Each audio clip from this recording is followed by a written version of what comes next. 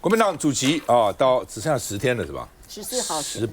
18号嘛哈，那只剩下10天了哈。所以国民党办3场政见会，国民党本来要办6场，后来他们觉得太多了，这几乎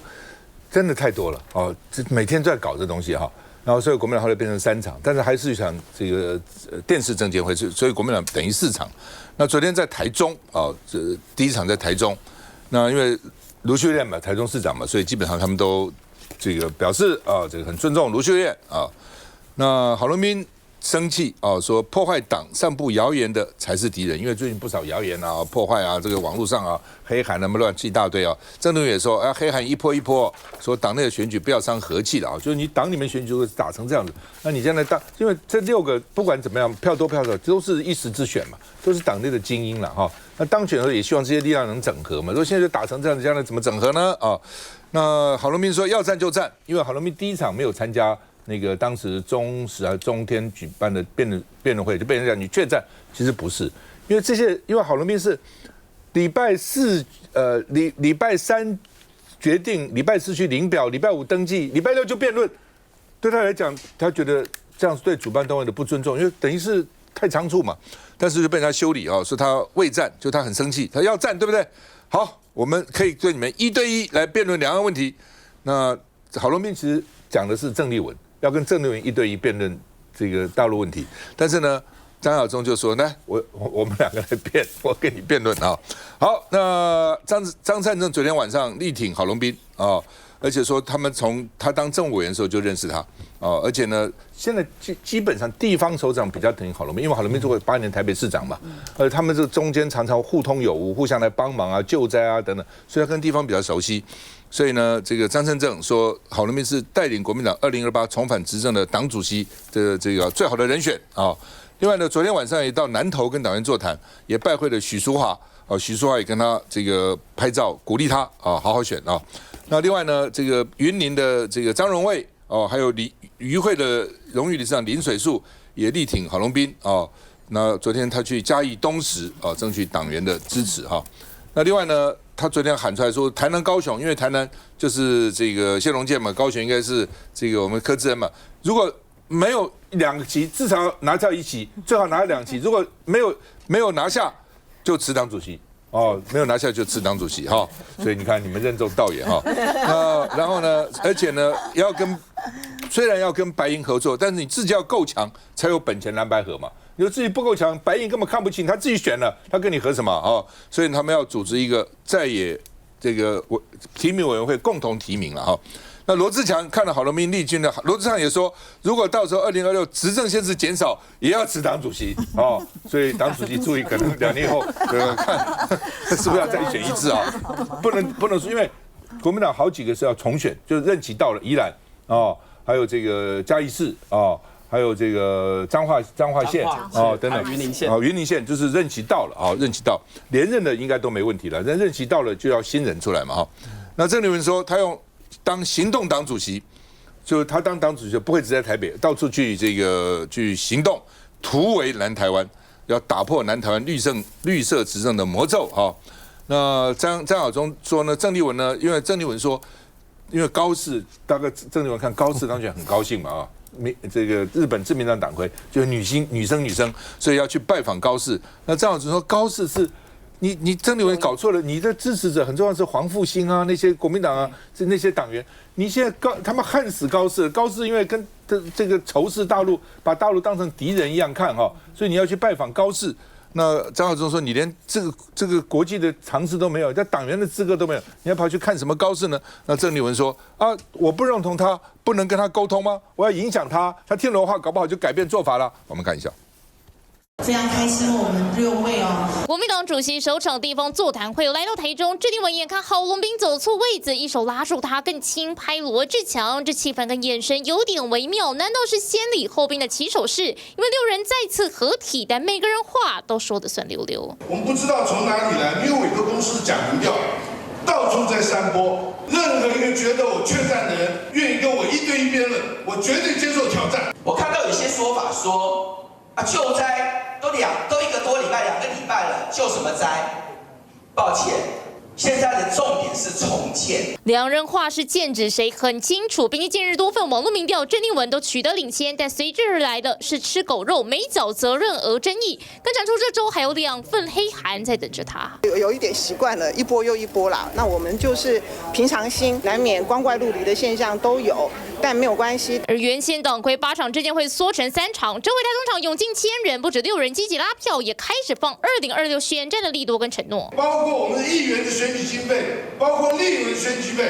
党主席要完全负责，你说对不对？郝龙斌在这里具体保证这件事情。在2026，我们目前总席次减少，尤其是高雄跟台南，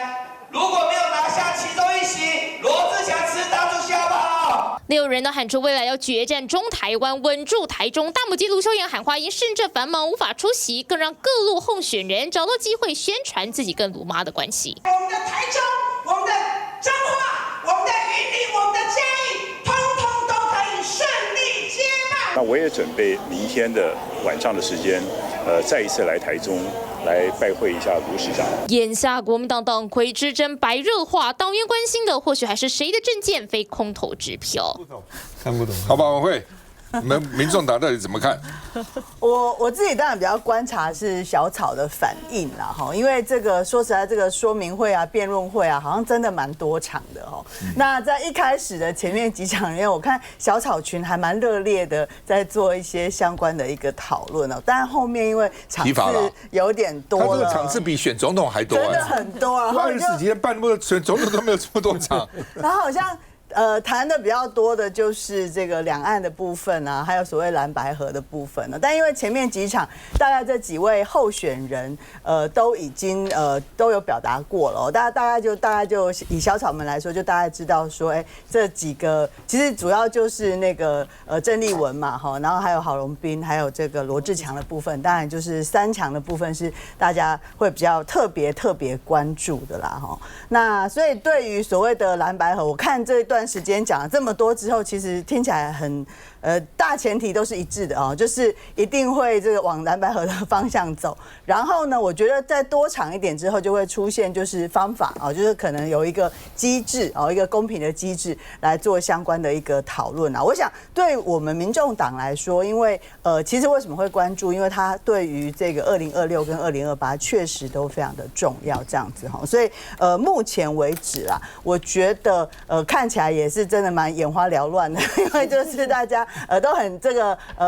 快速的表达。但我倒是有发现，郝市长他最近的这一次有点不太一样。他一上台就把这个对他的相关的我觉得有辟谣了，他就是很强力，不要说炮火，但他有很强力的告诉人家说哪几件对他误会的事情，他就一一做了澄清。我觉得这是蛮重要的。林涛，其实我觉得在整个的这个党主席的战局演变至今啊，我们会觉得说，如果之前是最强的人来选，就没这件事情。虽然这件事情在这边讲还是一些就是为时已晚，但是心中还是有这种感受。可是我必须要先点2个部分哦。第一个，绝对没有什么黑箱的问题，因为所有的像现任党主席，他当然是希望所有厉害的人来选，绝对没有所谓赵大哥、朱立伦跟郝龙斌这3个人坐在一起谈事情的事情是绝对没有，这不用再扯，一次都没有，这不用再扯了，因为历史会还原真相的。这3个人坐下来谈党主席这件事情是没有的。第2个呢，在登记前缴清，有就有，没有就没有啊。如果有缴啊，你因为可以登记，所以你缴清，这也没怎样。因为所有的民意代表真的像我是每一年缴，有人是真的下一次登记前才缴清的，有就有，没有就没有，没关系，不用说是党中央放出这个讯息。如果是党中央放下的讯息，数字也不是这样啦。所以代表说这也不是党中央放出的讯息，这个我们就听不懂。所以回到一个关键，我觉得现在因为只剩下10天的时间，每一个人像我自己是10月17号晚上才要决定要投谁，我都在看大家的政见，我都在看怎么补选，像柯志恩委员未来要选高雄、台南市的策略是什么。那我现在已经很高兴，已经看到2位候选人已经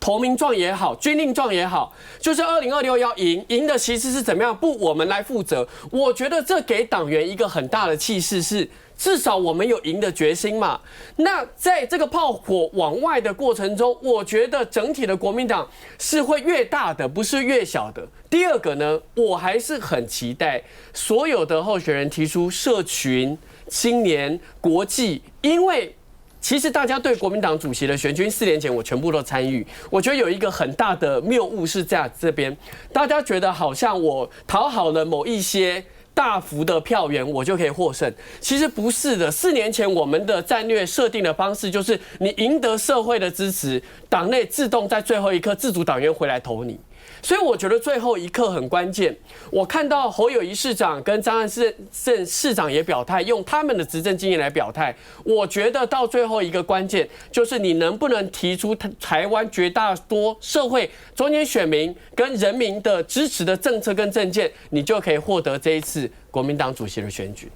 我刚刚林涛讲2个澄清了，其实我也想澄清一下哈，就是他们是讲说什么密室政治，实际上是说我这是不懂哎。朱立伦密室政治给谁？他有叫郝龙斌出来选了，朱立伦没有叫郝龙斌出来选了，没有啊，朱立伦是叫我出来选啊。朱立伦真的两次希望我出来选了，那我不选就算了嘛，朱立伦就算了。那我也希望卢秀燕继续选啊，我还请了这个跟郝龙斌请了蒋万安吃饭，请蒋万安出来选了。那问题有人要选，有人不选，这个每一个人自己选择嘛。但是我跟各位，我在节目一再讲，他一再谣言，我很生气，一再讲。朱立伦没有要郝龙斌出来选，他没有鼓励他，并没有郝龙斌要不要选随便他，对不对？那基本上呢，他们为什么打成这样子？就是从黄复兴的，我觉得这个用心很不好，就是因为朱立伦裁撤了黄复兴党部，所以有些黄复兴党员就对朱立伦不满，所以他们就说啊，郝龙斌现在跟朱立伦一起的，所以对郝龙斌也不满，所以黄复兴党部不要投郝龙斌，这很坏吧？这样选举用这样的用心是不是很坏呢？事实上没有啊，朱立伦没有跟郝龙斌，他们从来没有见过面，2年没有见过面，他怎么鼓励他？哦，这是一个。第二个，你说那个他们2个都是不分区嘛？国民党不分区的责任是什么？你的薪水要拿出1半来，10万块来，1个月给党部1年150万，1年，然后另外再加30万的这个立委的30万嘛，对不对？加起来150万，对不对？这就很清楚啊。那基本上每个立委不分区都做了，那谁没做？去查查就知道了嘛。大家都做了。那如果你要选党主席，你没有做到这一点，你将来怎么去募款啊？你将来怎么叫人家其他人捐款啊？这是个事实摆在这边，那不能说是党中央啊故意放消息，是因为党中央，我那天是因为有记者去问党中央，有候选人问党中央只好讲实话嘛，对不对？国民党的秘书长黄健庭是非常虔诚的基督徒。黄健庭，我对他一向了解，他绝对不会讲假话。他不能去讲假话，他只是讲实话而已。怎么又变成党中央放谣言呢？这是谣言吗？他不是，事实就是事实，谣言就是谣言，清楚得很嘛。休息一下再回来。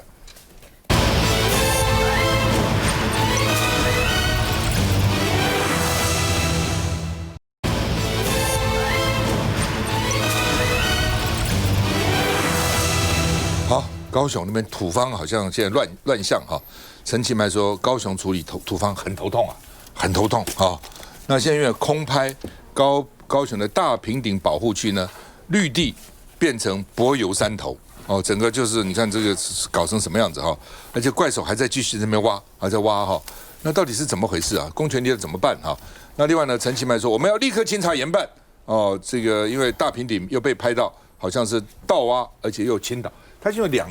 一个是挖了以后那个好的土质还可以卖，另外就把那个地方来盗了又收钱，哦，是2头赚钱啊、哦。那陈其迈就拿着照片说是前朝的惹的祸了哈、哦。那蓝营就说啊，你只是那么多年还推给韩国瑜吗？哦，韩国瑜在高雄当1年，这是韩国瑜吗？哦，那另外就是美浓大峡谷案，它是延烧，说呢高雄的民进党立委被曝跟盗采地主关系很密切啊、哦。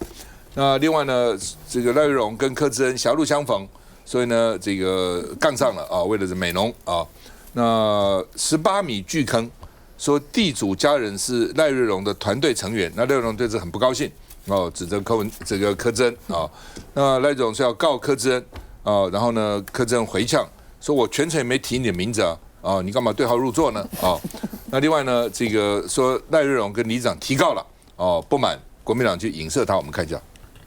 地地主的家人在团队里帮忙跑行程，还有地主的家人在民进党的全国党代表，这个叫做什么？大爆料美浓大峡谷案被告之一的周姓地主儿子出现在民进党全国党代表名单中，新出游的照片也被挖出，他的太太就是旗山区永和里的里长，穿着赖瑞荣团队的背心跑行程，与赖瑞荣的互动密切。市长，你敢办赖瑞荣吗？你敢办民进党的全国党代表吗？请回答，你办不办？当然办啊。不过被指控的里长不愿挨闷棍，发出文字声明，强调与前夫已经离婚4年，被拿来跟案件连结是无中生有的不实指控，反咬国民党企图为柯志恩洗白转移焦点，已经委任律师要捍卫清白。而立委赖瑞隆的国会办公室也表达立场，勿往勿纵。而议会质询这边，议员陈美雅针对盗采砂石财阀次数追击。告诉我全部几件？如果现在答不出来，就表示心虚。全民在看哦，几件？你知道这件的市长是谁吗？不要把它转移到韩国瑜时代。9年3月，民进党在高雄市执政20几年了，那请问当时是谁执政？现在还把责任卸责给韩国瑜市长，好可耻啊！而美浓大峡谷案也成了赖市府的首要课题。好吧，接着柯志恩跟赖瑞荣杠上，我们也再继续看。敢做不敢当？有从柯志恩嘴巴里面，有从柯志恩嘴巴里面讲出赖瑞荣你敢攻击羞辱赖瑞荣，你就应该负起责任。要抹黑，你敢抹黑就谁跟你抹黑啊？抹黑，你先听我讲，要不然就拿出证据。谁拿什么证据？证据啊，哪里啊？赖瑞荣3个字是柯志恩讲出来吗？昨天抹黑攻击，不敢承认了吗？谁跟我有讲？昨天就抹黑攻击，昨天就是在抹黑攻击。有柯志恩讲出来吗？有，昨天我有讲出赖瑞荣3个字，我有讲出赖瑞荣3个字。昨天就是抹黑攻击，昨天就是抹黑攻击，笑死了。柯志恩抹黑攻击的道歉。好，那因为周姓里长说了哈，说那个地主哈，这个4年前哈跟他已经离婚了。所以他不知道现在怎么回事。来，这人到底怎么回事？先生在4年前就已经是踩到砂石的惯犯了，4年前就已经是惯犯了嘛。所以说他这样子讲，而且我最不满就是这些人为什么都说要洗白柯志恩？柯志恩不过是揭露这件事情，好不好？我要是自导自演，以现在民进党把我当作眼中钉，早就把我抓起来了，好不好？我怎么还活在这个地方？所以那个自导自演真是太沉重的一个指控，所以要洗白我什么？所以你看他们就是完全从头到尾在造谣。赖瑞荣更是可笑，他像目前我就认为自己是民调最高，哈，不管是真或是假。但是呢，我昨天是应这个高雄市议会的邀请，因为他们本来就希望陈其迈能够对于美浓大峡谷做一个专案报告，种种的原因没有办法，所以他们召开一个记者会，我是被应邀去参加。然后呢，我在现场就是不断的告诉大家，我未来提出修法的条件是什么。那当然我会有一些抗议，明明跟我去会勘的是一个无党籍议员的特助，民进党硬是要把它变成柯志恩自家人，我当然对这件事情要提出抗议，好不好？那我就因此告了民进党党中央，因为他们用一张图，然后造谣说那个人是我的特助，跟我完全无关。我就是做了这2件事情，从头到尾我也没有把赖瑞荣委员放在我的心上，我也从来没有从我嘴巴里面讲出赖瑞荣这3个字。就他今天追着我猛在那边跟我说你干嘛什么诽谤什么东西的，没有从我嘴巴里面讲出你这个3个字。请问你要告我什么？你要告我加重诽谤是什么？所以我觉得现在完全是一团乱，重点就是很清楚。当初美浓就是经过这个民众的陈情，我们去会勘，中央地方全部会勘，看到这么大，那已经是20几年来的，而且有很多倾倒废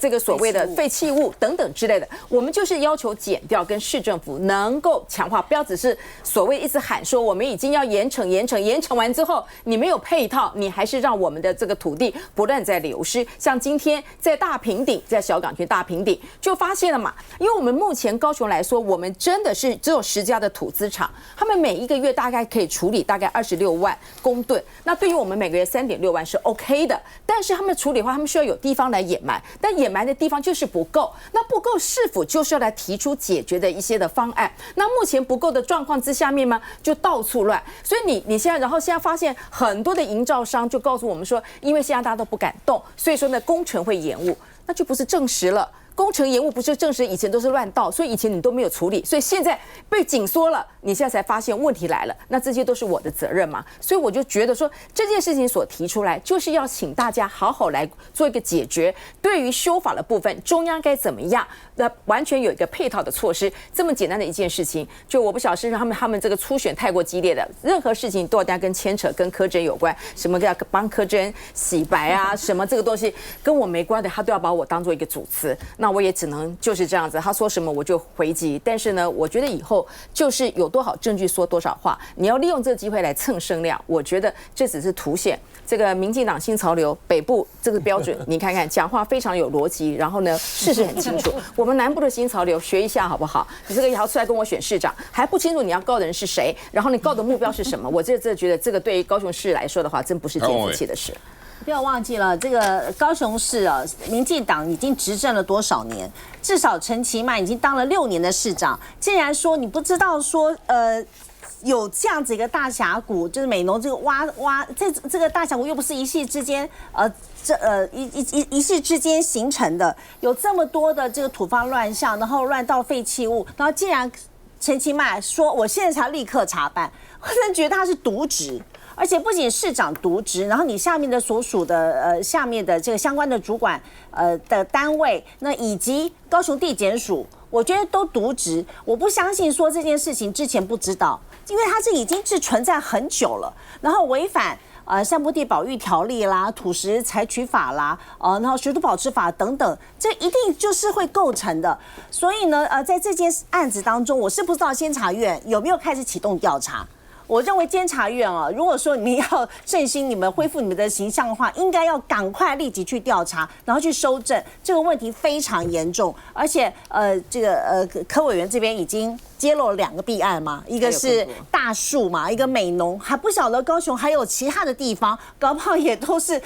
被砍得乱七八糟的。这部分真的是很严重。我觉得陈其迈你难辞其咎了，就是不可能说不知道这件事情哦。我相信一般的民众，一般的理性的民众不会认为说你是完全不知情。很显然的，也就是在包庇这些业者。反正就2个嘛，一个要抓乱盗，一个就是要给他合法能够到的地方。是，这2个都是很难啦，但是都必须要做到的啦。休息一下再回来。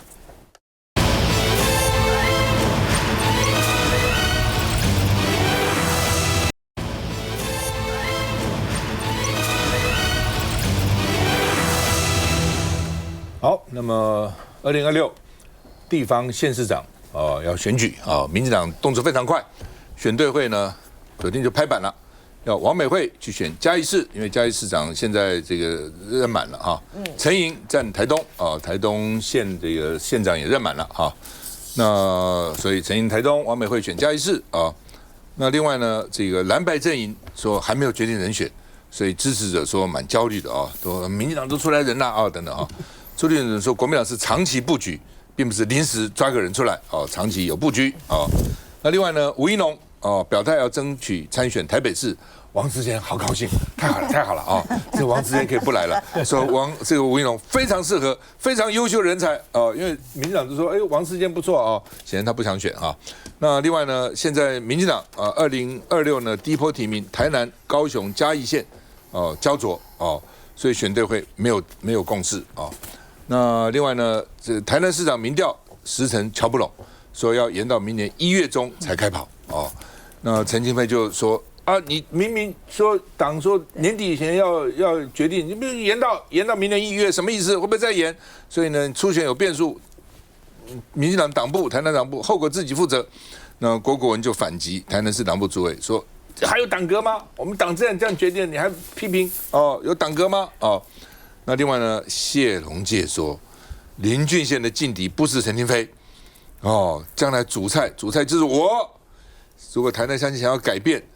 到时候让赖清德回锅都很难选。赖清德不要以为他回锅就可以选到，回锅都遇到我这个劲敌我一生都追随这个咬住赖清德现在我要来选了，意思这个意思。我们看一下，我绝对不可能离开民进党。接受 TVBS 专访，陈亭妃重申，就算市长初选失利也不退党，但若是这状况呢？如果差了17%，还可以有变数，你相信台南人民会怎么看这一局？那就是你民进党自己要来处理这一局了。但是千万不要因为陈亭妃讲这样，你就要故意乱搞，不能去抹黑党啦，不能给党泼脏水啦。我们既然参与党内的初选，就要遵守游戏规则。好，像我既然参与了，我就是会接受结果。党内同志相互攻击，都是为了即将开打的台南市长初选。不过林俊宪还有盟友助阵，立委郭国文以市党部主委名义发声明，呛陈亭妃党格安在。外界的一些质疑或者一些阴谋论，其实本党的这个从政党同志，其实不应该也不需要去附和。同声谴责陈亭妃，只是陈亭妃的担忧或许不是没道理。毕竟包含 TVBS 所做的多份民调，几乎都是陈亭妃领先。但现在传出林俊宪阵营向选对会建议，原本预计年底前要完成的初选延后举行。公平嘛，公平就好。不过林俊宪办公室针对初选日期否认提出看法，倒是拍板2026这一仗，王美惠出战嘉义市长，台东县由陈莹上阵。来，朋友，这个其实在今年的这个大会啊，哈，这民进党党员大会、党代表大会上面就已经很明显的去讲说我们每一个在县市上提名的策略了哈，所以当然有共识的先行，所以我觉得其实现在已经出来的就是党内已经有共识，这没话说哦，所以我国民党也没什么好焦虑的，其实大家都会一样的问题，就是说啊，好像敌人先提出一个敌对政党提出一个人选来，我们就好像比较慢，其实不是这样子。像现在我们在讲那个台南到底会不会延后？其实他还是选对会去处理嘛，因为选对会的处理方式一定是好共识一个一个去形成之后，假设最后面一个是台南没有共识的话，那的确可能要延后啊。就像我们在办初选的时候一样，有的地方就比较难做嘛，有的地方民调比较难做，抽签抽到后面的，那你要说它是因为特定什么因素好去延后或是提前，其实不是这个样子，它还是有一些制度上的需要了哈。所以我还是再重复一下，就是说，真正因为以现在民进党的状况来讲，民进党现在执政县市其实是最少的，所以我们提名的量比较少。那不是说比较少，就是说他要讨论的这些比较多的情况之下，他其实会花更多时间来做处理。我觉得这个一点都不奇怪。那当然，民进党有一个特性，就是说我们的党员其实很熟悉，就是我们在初选的竞争，大家都很熟悉，所以觉得这个没什么。好，但你有时候大家很喜欢讲啊什么派系什么派系，事实上民进党的人，你说哦哪一个党员会出来说我是什么派系的吗？其实你几乎没有看到这种情况。哦，他会说，哎，我们知道谁是属于什么派系，但是不会有一个党员说我是什么派系，所以我只支持哪一个派系的人，没有这种状况。哈，一定是最后整合完之后，大家就勇敢的去支持这个人。那不管最后结局是如何，所以我是认为，就是说现在台南的这个被提出来，是因为真的是的确是比较热闹，尤其是在台南过去一段时间，风风雨雨太多状况，让大家有更多的机会去检视这些候选人。不过到后面，我相信在最后这一季哈，我觉得在我们这个今年的最后这一季，有太多精彩的重要的这个公众事务要检讨。台南到后面一定不会是首重了，我想刚刚柯政委讲，不会跟你无关了，一定会跟你高雄非常非常有关系。来接，我就说国民党的支持者啊。党员看看民进党这样，真的放心，不用国民党什么党主席选举那小 case， 那算什么？你看这个国民进党这个党部台南党部主委郭国文就这样子呛这个陈亭妃，他们还是立法院同事呢啊！可是呢，大家要注意到，就是说陈亭妃她也很快的就讲，她绝对不会退出民进党。我曾经讲过了好几次哈，就是说两个党的性格真的差别很大。然后呢，对于民进党来讲，就是你叛离民进党的都没有好下场，所以过去呢，不管是杨秋兴啊，后来离开民进党的高雄县，通通都没有人好下场的了哈。所以说呢，这也给民进党的一个。他们这些所有的战将，就是说你党内你杀的这个头破血流哈，没有关系，因为呢到最后呢，大家呢都被迫必须要合在一起，只是说因为这次台南呢实在是杀得太厉害了哈，他并不是说在初选的这个过程之中，他不会留下那个裂痕，会的，好，就是你硬要提一个。赖清德总统呢，心目中他所属意的人选的话，其他派系的支持就不会这么的全力来辅选嘛，哈，所以这会是他们的问题。可是呢，我觉得在这一次呢，就邱毅人跟这个徐国勇他们在这个选对会操盘的时候呢，我们现在大家看到很多那没有争议的出来哈，这个人选出来，其实更有重大意义的是，像台北市。好，一开始的时候呢，就是传出来说苗博雅哦，因为苗博雅几次这个大罢免下来，然后呢声势很强嘛，所以呢一直有一个声音就是说，搞不好这个民进党呢会征召这个苗博雅采取柯文哲过去的合作的模式，但是他们现在很快就确立了不会，好，因为呢他们有前车之鉴，而且柯文哲带给民进党的痛太痛了，哈，就是呢当时呢觉得说民进党不可能有人当选台北市市长，所以支持了柯文哲，结果柯文哲呢马上就是柯文哲，也就是那种力之所向啦。当这个民进党呢下一任不支持他的时候，马上翻脸不认人，哈，所以有这样的前车之鉴，他们不会提民进党以外的人选，除非今天苗博雅呢愿意加入这个民进党，那个局势就改观了哈。我觉得这个倒是呢，非常的有，这是一个很明确的，很快的把这个原则确定，就避免了党内的其他的一个纷争。然后反过来哈，看这个国民党的主席的选举，还有蓝白合之间的。我觉得一个很重要的哈，就是主席的人选。刚刚几位国民党的，你们有实际上投票权的人，你们都讲过了哈。我觉得在蓝白合的这件事情上面，接下来的这个党主席，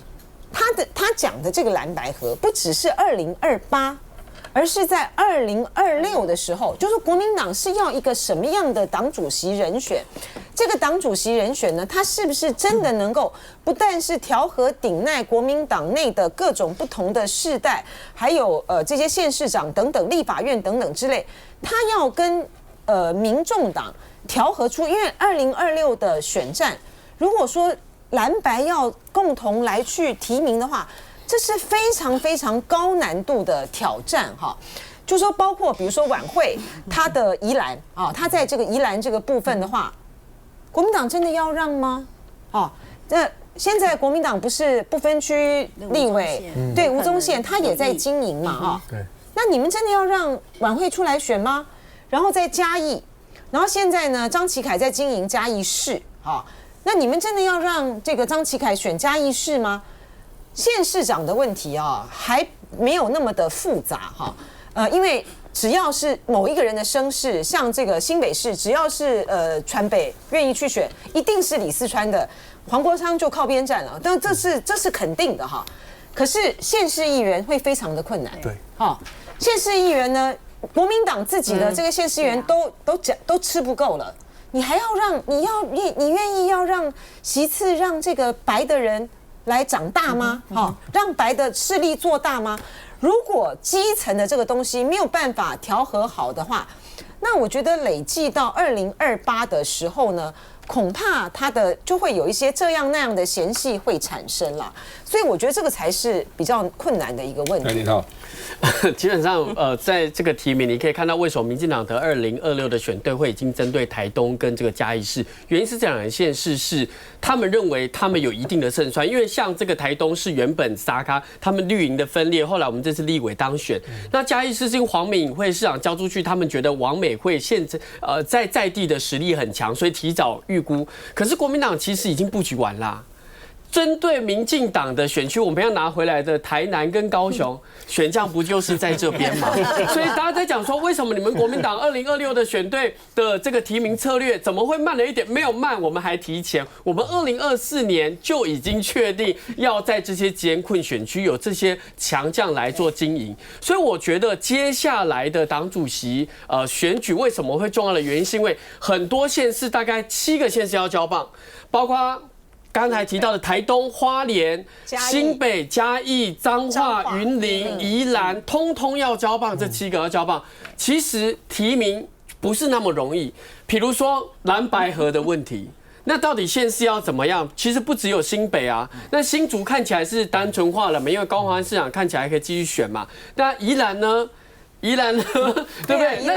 所以我觉得接下来的党主席他会最大的挑战是，他要设立一个机制，让这个候选在这个在野的过程中可以顾住现在的15席。那其实我会看到罗志强跟郝龙斌党主席参选人，他设一个很高的标准。但其实我是觉得他们这样子的一个情操是很大的。为什么？15是高标啊。2022的赢的15是高标啊，你就算没有高标，能够从民进党拿1、2席回来，我们都觉得国民党的士气会大振，所以我们觉得拭目以待。但其实整体的2026以国民党过去的节奏，是明年3月才会开始进行整体的提名的节奏。我附带一点啊，我觉得这个还是很重要，就是说，因为呢，有一些国民党关心国民党的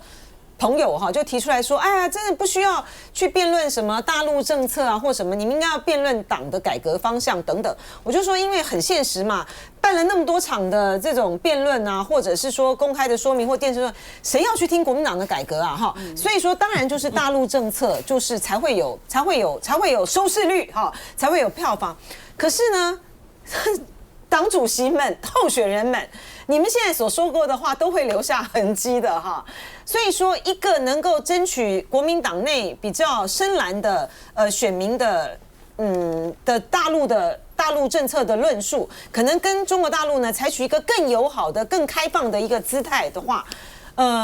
虽然说在选票上面的。党内的选举上面，选票呢或许会有助于你的选情，可是就大选的态势来讲的话，我上次已经讲过一遍了哈。其实现在的所有的你们的谈话都会被记录下来，所以民进党呢其实是应该也是个蛮开心的，在看着国民党的对，很以逸待劳，看着国民党的党主席选举。不要觉得这一次的党主席选举不会影响到2026的格局，会的，因为2026有太多要交棒出去的县市，7个我们要固住，然后要拿回来的，其实不容易的。对，我觉得接下来其实可以多谈一些有关于地方上面如何，就是未来对台湾社会有什么样能够有更多福国利民的政策，这个部分是国民党可以多谈的。就是没休息一下再回来。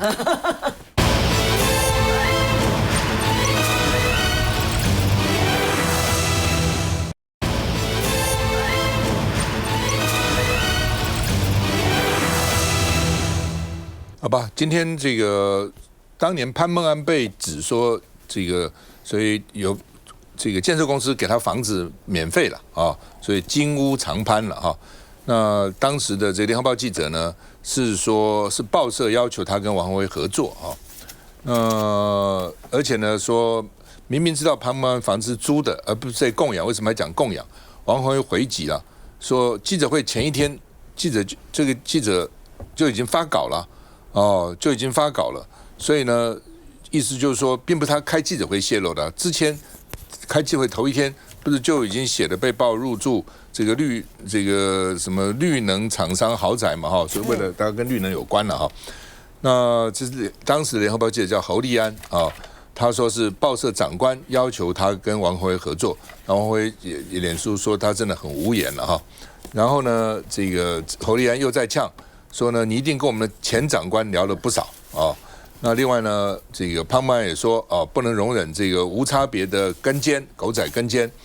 王宏威说，我们是在做揭弊的事情呢，包括黄国昌的这个所谓他以前的认识他的人去有一组狗仔去拍照，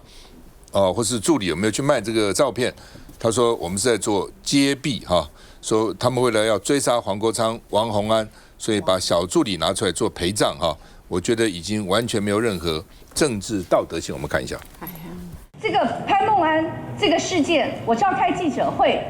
跟黄国昌那个团队根本一点关系都没有。极力撇清该案跟黄国昌没关系，但2023年王宏威指控潘孟安疑似接受绿能厂商招待一案，当时采访的 H 记者则爆料是张姓助理跟他接洽，而且还提供更多内部照片给他。媒体人李正浩也加码秀出两人对话，指称 H 记者还曾在11月跟张姓助理讨论发稿时间，还有跟拍的照片内容。它的来源呢，绝对是事实上是违法的，因为这个是我们必须要交给这个法官。听起来是认了对话截图，不过其余 H 记者的指控，王宏威统统不认。一开始呢是侯立安他来找我，那在这之前没有任何一个联合报的高层或者他的长官有联络我。在我召开记者会之前，那么侯立安就已经由自己署名在联合报当天我记者会当天其实就已经见报了。我觉得他要讲说，好像我开这场记者会，他已经告诉我要 stop， 那然后我没有停止住。我觉得这跟事实完全不符。王宏威更拿出报纸自清，强调是消息先见报，自己才开记者会。不过细看该报道开头则提到王宏威接获爆料，他质疑潘孟安作为赖清德的左右手，若接受财团供养本身就已不妥。当天上午的记者会也是这么说。潘孟安在台北没有房子没有关系，因为有财团提供给他。这不就是立委指挥联合报，联合报配合立委？对此，联合报仅回应不予评论。来，这个秉佑议员怎么看？这其实已经发生一段时间的事情了啊，在我们政治圈内其实传了很多。那是因为王一川委员被这个跟监的事情出现之后，他去提告，那才会衍生出这么多的疑虑。但我觉得这个事情是我们反思好的机会，就是说，包含这个侯立安记者他自己写了这篇很长的文章，在讲说我们在揭弊跟这种比较不道德的跟踪行为里面，到底怎么去做分野。他其实去写出了一些他自己的判断的标准。那当然在里面的所谓的公益性啊，还有你的行为的这种所谓的边界到底到哪里为止，我觉得都值得大家去做参考。那刚刚我觉得也提到，就是说在整个大家在讲公益性跟所谓的政治侦访的这个界面里面，很多年轻的助理他不见得能够掌握到这个边界，其实应该多多去跟老板讨论，然后不要自己去做这种判断。那到后面你看大家把焦点放在这种所谓的卖照片啊什么的时候，其实是不是真正有能够达到揭弊的这个效果？或许有些案子是有机会做到的，像我们看到黄国昌他讲，他有一些好的 case， 他们认为是好的 case， 可是后面就是因为其他的案子的那种超出大家道德忍受的这种程度之后，好像就整个都满盘皆墨，我想也不是好事哈。所以现在我们来看，就是现在的过程，大家都好像看8连党，我觉得其实也不是啦，事实都很简单，已经慢慢都收拢了哈。只是我们要用什么样的标准去看待，建立这个基准之后，我想以后大家还是应该要针对，尤其是公众人物去做揭弊这件事情，不能失去信心。王慧。我想我们做揭弊，不管像我之前在立院做，或者是智恩最近在做这个高雄大峡谷相关的一个揭露，它为什么叫揭弊？就是它源头就是有人贪腐嘛，